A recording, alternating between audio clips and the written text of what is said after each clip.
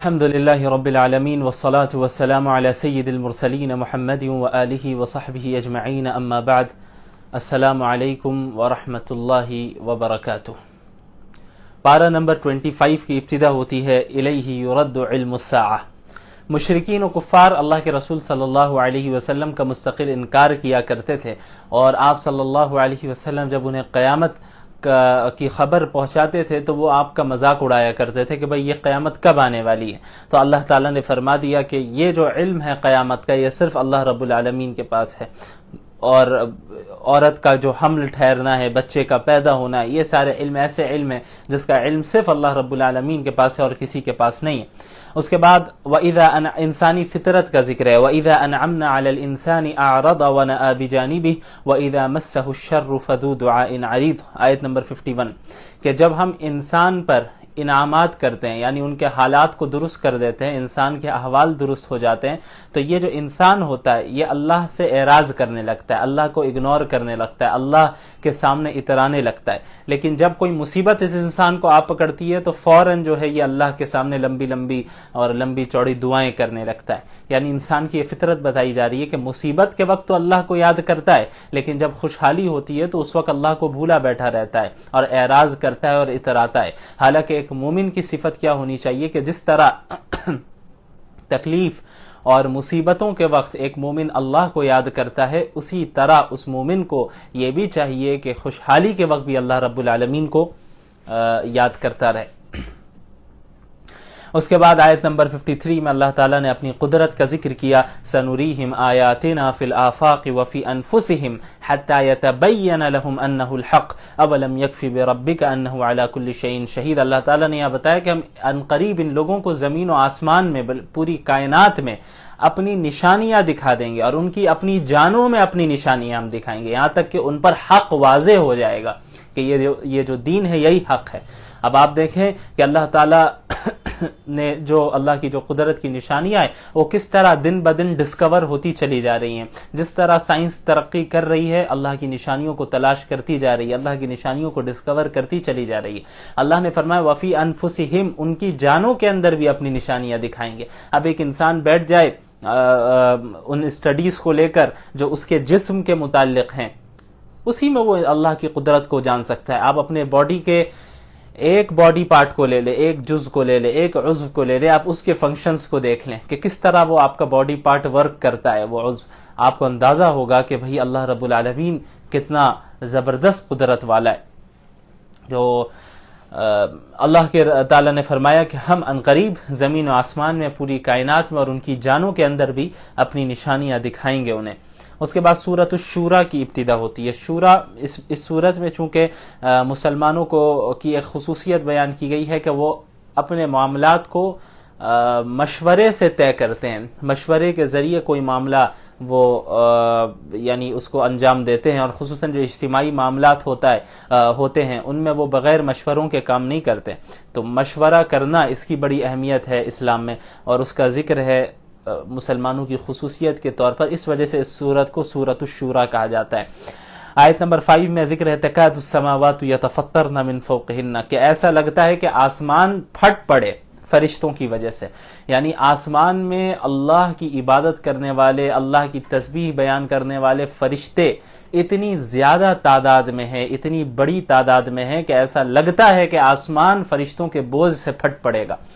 اس کے بعد آیت نمبر 23 میں اللہ کے نبی صلی اللہ علیہ وسلم کو کہا گیا کہ آپ کہیں قُلْ لَا أَسْأَلُكُمْ عَلَيْهِ أَجْرًا إِلَّا الْمَوَدَّةَ فِي الْقُرْبَى، دیکھو میں تم سے کوئی اجرت نہیں مانگ رہا، میں تم سے اس دین کی دعوت میں کوئی پیسے نہیں مانگ رہا، لیکن کم از کم تم میری رشتہ داری کا تو لحاظ رکھو۔ یعنی ایک حق تو یہ تھا آپ صلی اللہ علیہ وسلم کا ان مشرکین پر کہ وہ سچے نبی ہیں، ان کو ایکسیپٹ کریں، انہیں رکاوٹ نہ دیں ان کی دعوت میں، انہیں تکلیف نہ پہنچائیں، سازشیں نہ کریں۔ لیکن اگر سچا رسول نہیں مان رہے وہ، تو کم از کم رشتہ داری کی بنیاد پہ تو آپ کو تکلیف نہیں پہنچانی چاہیے تھی انہیں۔ آپ صلی اللہ علیہ وسلم انہی کے خاندان میں سے، ان کے رشتہ دار ہیں، تو کم از کم رشتہ داری کا تو یہ تقاضا تھا کہ آپ کو تکلیف نہ پہنچائی جائے، آپ کے خلاف سازشیں نہ کی جائے۔ اس کے بعد اللہ تعالیٰ نے جو آخرت میں اجر کے مستحقین ہوں گے ان کا ذکر کیا اور ان کی صفات بیان کی. وما عند اللہ خیر وابقى للذین آمنوا وعلى ربهم يتوکلون، کہ جو اللہ تعالیٰ کے پاس ہے وہ بہتر ہے اور باقی رہنے والا ہے ان لوگوں کے لیے جو ایمان لے آئے، جن کے عقائد درست ہیں.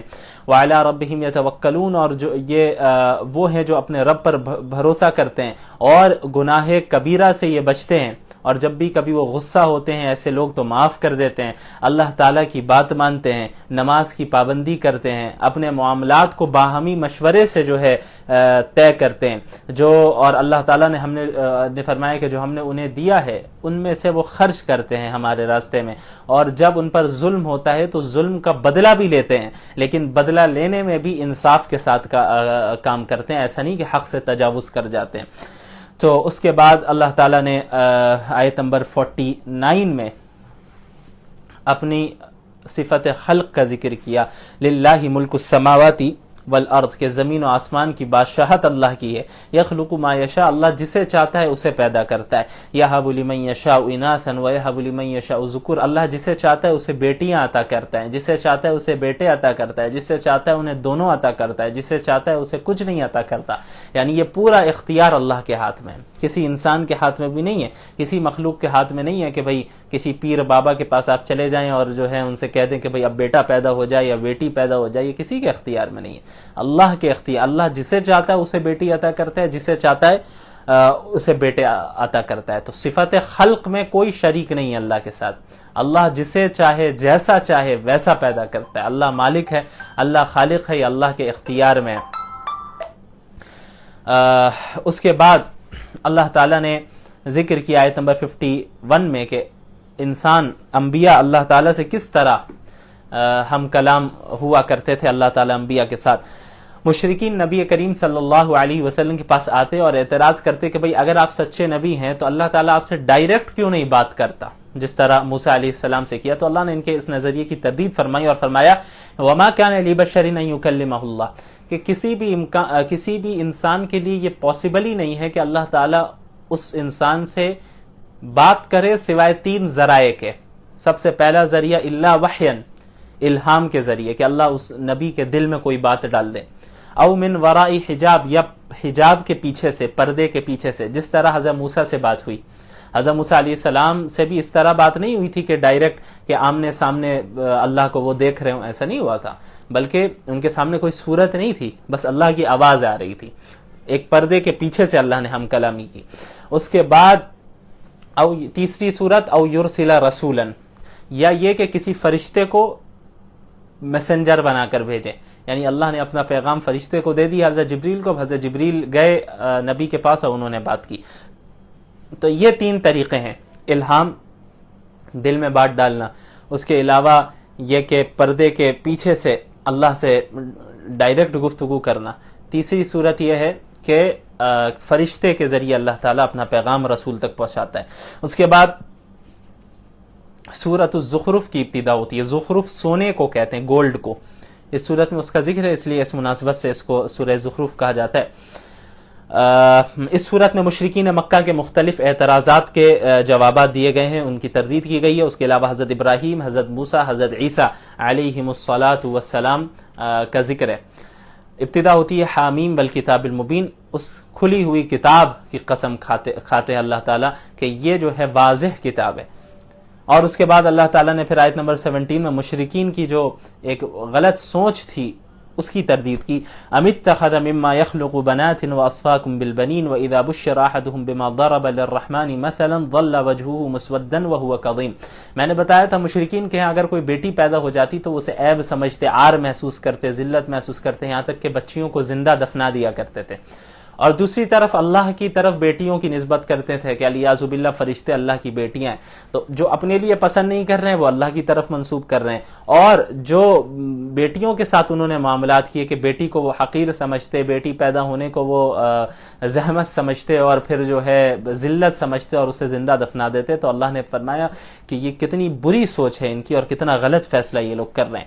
اس کے بعد مشرکین کے ایک اور دعوے کی تردید ہوتی ہے مشرکین سے جب یہ کہا جاتا تھا کہ بھئی آؤ ہدایت کی طرف آؤ، صحیح دین کی طرف آؤ، تو وہ کہتے تھے کہ بھئی ہم تو اس چیز کو فالو کر رہے ہیں جو ہمارے آبا و اجداد کیا کرتے تھے، ہمارے اینسسٹرز جو کیا کرتے تھے، ہم اسی کو فالو کریں گے، اسی پر چلیں گے اور اسی راستے پہ رہیں گے۔ تو اللہ تعالیٰ نے ان کی یہاں تردید فرمائی، اور اپنی نسبت چونکہ وہ حضرت ابراہیم کی طرف بڑے فخر سے کیا کرتے تھے، تو اللہ نے حضرت ابراہیم کا ذکر کیا، وَإِذْ قَالَ إِبْرَاهِيمُ لِأَبِيهِ وَقَوْمِهِ إِنَّنِي بَرَاءٌ مِّمَّا تَعْبُدُونَ، کہ بھائی ایک تو قطعی عقائد میں آبا و اجداد کی تقلید کرنا ہی جائز نہیں ہے، اس میں تقلید ہی نہیں ہوتی قطعی عقائد میں، لیکن اگر پھر بھی تم آبا و اجداد ہی کی طرف اپنے آپ کو منسوب کرنا ہے، ان کے ہی کام کو کرنا ہے، تو حضرت ابراہیم کا کام کرو نا، وہ تم اپنے آپ کو ان کی طرف منسوب کرتے ہو۔ حضرت ابراہیم تو وہ تھے جنہوں نے اپنے والد سے اور اپنی پوری قوم سے کہہ دیا تھا کہ آپ لوگ جن بتوں کی عبادت کر رہے ہیں میں ان سے بری ہوں، میں اس عمل سے بری ہوں، میں شرک سے بری ہوں، میں موحد ہوں، توحید کا قائل ہوں۔ تو حضرت ابراہیم جس دعوت کو لے کر اٹھے تھے،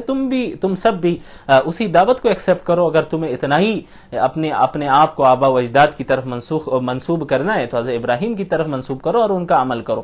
اس کے بعد آیت 31 میں مشرکین کی ایک اور غلط سوچ اور غلط نظریے کی تردید ہے، وَقَالُوا لَوْلَا نُزِّلَ هَذَا الْقُرْآنُ عَلَى رَجُلٍ مِّنَ الْقَرْيَتَيْنِ عَظِيمٍ۔ مشرکین یہ بھی کہتے تھے کہ اگر قرآن اللہ ہی کی طرف سے نازل ہوا ہے تو ایسا کیوں نہیں ہوا کہ مکہ یا طائف، یہ دو بڑے شہر مانے جاتے تھے، تو مکہ اور طائف کے کسی بڑے آدمی پر یہ قرآن نازل ہوتا، محمد پر کیوں نازل ہو گیا صلی اللہ علیہ وسلم، کسی بڑے آدمی پر نازل ہوتا۔ بڑے آدمی سے مراد یہ تھی ان کی کہ پیسے والا، دولت والا شخص جو زیادہ مالدار ہوتا، ایسے شخص پر یہ قرآن کیوں نہیں نازل ہوا، مکہ کے کسی بڑے رئیس آدمی پر یا طائف کے کسی بڑے رئیس آدمی پر؟ تو اللہ نے فرمایا کہ اہم یقسمون رحمت ربک، آپ کے رب کی رحمت کو وہ تقسیم کریں گے؟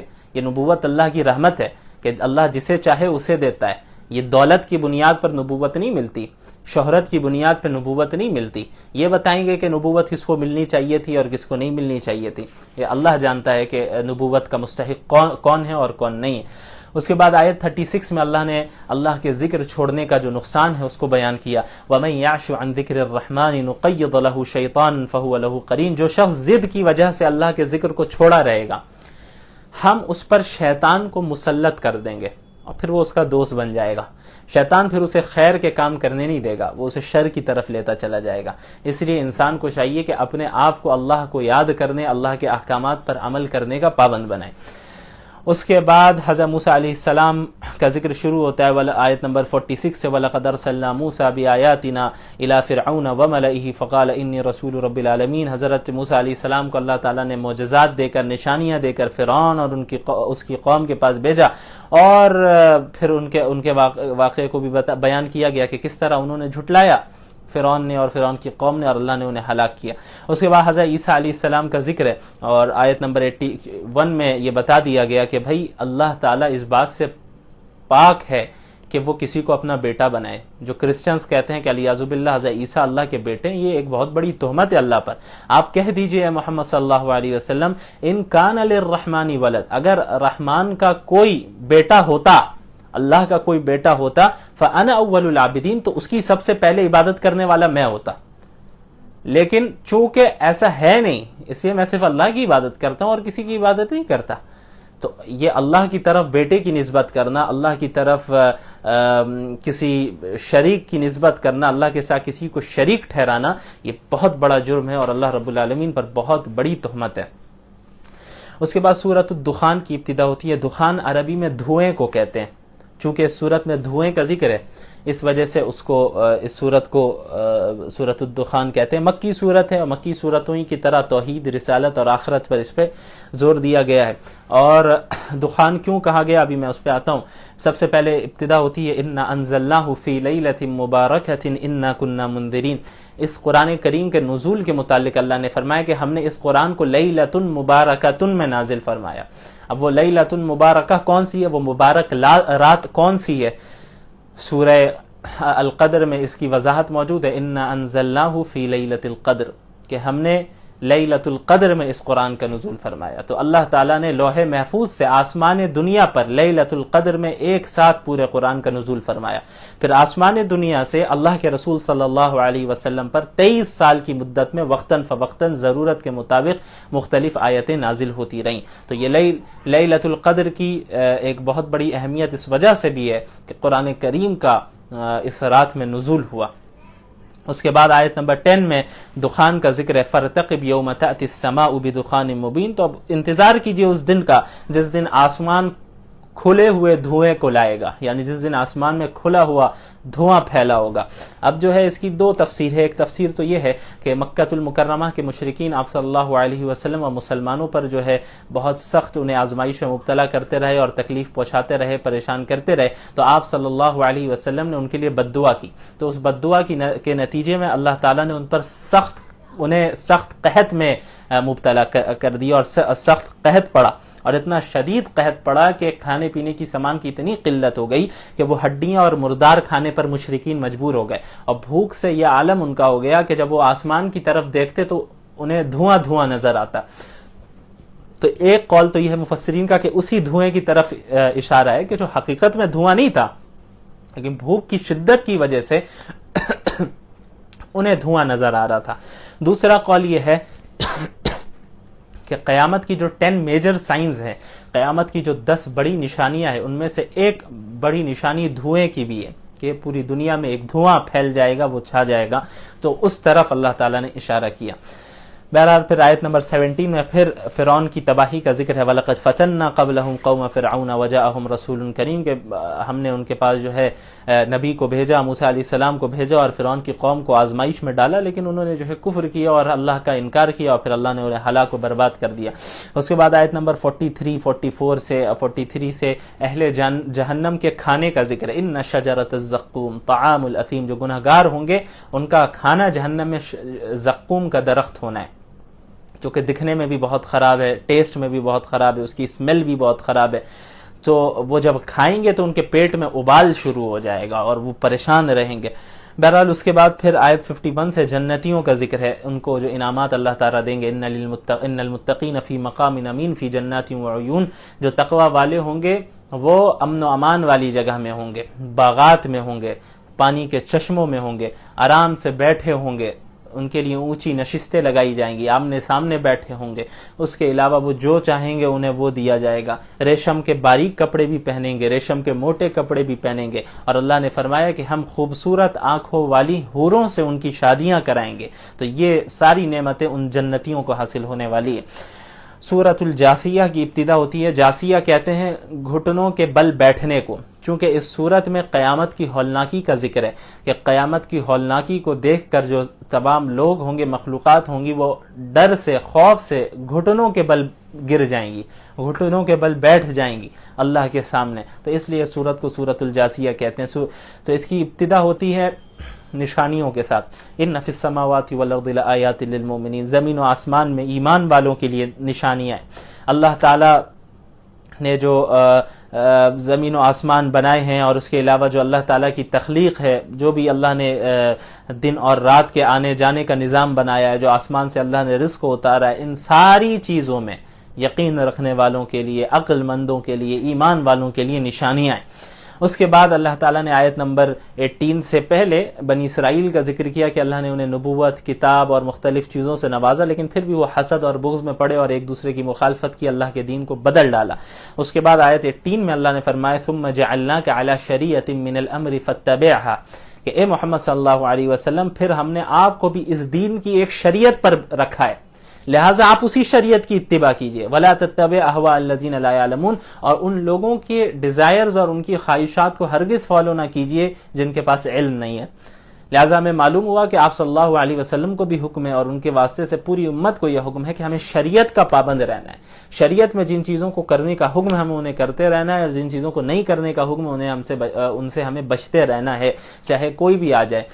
اب آپ دیکھیں ہمارے یہاں ایسے جعلی پیر باباؤں کی کمی نہیں ہے جو لوگوں سے نمازیں معاف کرواتے ہیں، روزے معاف کرواتے ہیں کہ بھائی یہ اتنا کر دو، یہ کر دو، اتنی نمازیں معاف ہو جائیں گی. تو یہ سب جہالت ہے اور یہ سب گمراہی ہے، سری گمراہی ہے. نماز اللہ کے رسول صلی اللہ علیہ وسلم پر سے معاف نہیں ہوئی. اللہ کے رسول اچھا وہ ایسے کہتے ہیں کہ بھئی یہ تو شریعت عام لوگوں کے لیے، ہم تو شریعت سے بالا تر ہے. نہیں، اللہ کے رسول کو فرمایا جا رہا ہے ثم جعلناک علی شریعۃ من الامر فاتبعها، ہم نے آپ کو اس دین کی شریعت پر رکھا ہے، آپ اس شریعت کو فالو کیجئے. تو شریعت کو فالو کرنے کے ہی ہم پابند ہیں، شریعت سے ہٹ کر ہم کسی چیز کو فالو نہیں کریں گے. اور ایسے جاہلوں کے ڈیزائرز اور ان کے خواہشات کو فالو کرنے کی ممانعت اللہ تعالیٰ نے یہاں پر فرمائی ہے. تو اب آپ دیکھیں کہ یہ بھی یاد رکھیں جو پوری شریعت ہے، آپ سمجھے دین کے دو حصے ہیں بنیادی طور پر، ایک ہے عقائد اور دوسرا حصہ ہے مسائل. تو عقائد تو ہمیشہ سے برابر رہے ہیں، حضرت آدم سے لے کے اللہ کے رسول صلی اللہ علیہ وسلم پر سارے توحید کے قائل. اور جو بھی عقیدہ، ایسا نہیں کہ کسی نبی کا کچھ اور عقیدہ ہو، بعد والے نبی کا کوئی اور عقیدہ ہو، ایسا نہیں. عقائد میں تمام انبیاء برابر ہیں. لیکن دین کا جو بنیادی طور پر جو اس کا دوسرا حصہ ہے جو مسائل ہیں، یہ مختلف انبیاء کی شریعتوں میں مختلف مسائل رہیں. ممکن ہے ایک مسئلہ جو پچھلے نبی کی شریعت میں رہا وہ مسئلہ ہماری شریعت میں نہ ہو، اور ممکن ہے کہ وہی ہو. تو مسائل، حالات اور لوگوں کے اعتبار سے اللہ تعالیٰ نے اس میں تبدیلیاں لائی. پھر آخری نبی جب محمد صلی اللہ علیہ وسلم کی بعثت ہو گئی تو اب یہ جو مسائل اور آ چکے ہیں یہ فائنل مسائل ہیں، یعنی اب پچھلی شریعت کو منسوخ کر دیا گیا. تو عقائد میں ہمیشہ سے سیم رہے، تو اب مسائل جو ہے اس میں کہیں کہیں تبدیلی رہی. تو لیکن آپ صلی اللہ علیہ وسلم نے جو سب سے لیٹسٹ ورژن ہے شریعت کا وہ لے کر آئے اور اسی پر نبوت کا سلسلہ بند ہوا، اس مکمل ہوا. اس کے بعد پھر آیت نمبر 27 میں اللہ نے قیامت کی ہولناکی کا ذکر کیا. وَلِلَّهِ مُلْكُ السَّمَاوَاتِ وَالْأَرْضِ، آسمانوں اور زمین کی بادشاہت اللہ ہی کے لیے. وَيَوْمَ تَقُومُ السَّاعَةُ يَوْمَئِذٍ يَخْسَرُ الْمُبْطِلُونَ، اور جس دن قیامت قائم ہوگی اس دن جو انکار کرنے والے ہیں، جھٹلانے والے ہیں، کفار ہیں، اس دن وہ نقصان اٹھانے والے، گنہگار نقصان اٹھانے والے. اور اس دن کی ہولناکی اتنی زیادہ ہوگی، اتنا خوف لوگوں پر طاری ہو جائے گا کہ سب گھٹنوں کے بل زمین میں گر جائیں گے. اللہ تعالی ہم سب کی حفاظت فرمائے. جزاکم اللہ خیرا وآخر دعوانا الحمد للہ رب العالمین، والسلام علیکم ورحمۃ اللہ وبرکاتہ.